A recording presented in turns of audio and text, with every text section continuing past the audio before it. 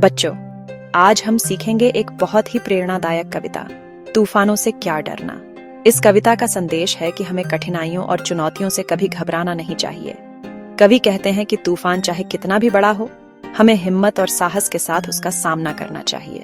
जीवन के सफर में समस्याएं आती हैं, लेकिन वही समस्याएं हमें और मजबूत बनाती हैं। जैसे एक नाव समुद्र के तूफान से गुजरकर किनारे तक पहुंचती है, वैसे ही हम भी कठिनाइयों से गुजरकर अपने लक्ष्य तक पहुंचते हैं। इस कविता का संदेश यह है कि डर के सामने झुकना नहीं, बल्कि अपने अंदर की शक्ति पर भरोसा करना।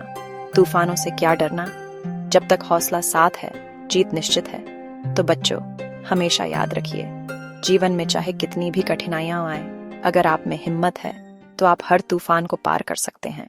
चला तर विद्यार्थी मित्रांनो, आता आपण तुफानों से क्या डरना ही जी काही कविता आहे ती समजून घेतली। आता ती आपण वाचन करूया किंवा रीडिंग करूया। नफरत करना नहीं किसी से, प्यार सभी से करना जी। तूफान तो आते रहते हैं, इनसे भी क्या डरना जी। हिम्मत करने वालों को मिलती मदद सब लोगों की। सत्कर्मों की तुलिका से जीवन में रंग भरना जी। हार जीत का खेल है जीवन, खेल समझकर खेलो। जो भी मिलता हाथ बढ़ाकर खुशी खुशी तुम ले लो। जब तक जियो हंसकर जियो, एक दिन सबको जाना जी। तूफान तो आते रहते हैं, इनसे भी क्या डरना जी। देह अभिमान के कारण देखो कितनी महामारी है। सबको सच्ची राह दिखाना अपनी जिम्मेदारी है। आत्मज्ञान के दीप जलाकर दूर अंधेरा करना जी।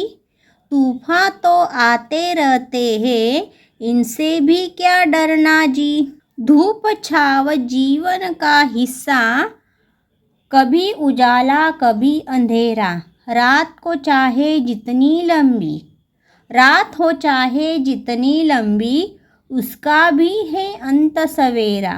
समय एक सा कभी न रहता, थोड़ा धीरज धरना जी। तूफान तो आते रहते हैं, इनसे भी क्या डरना जी।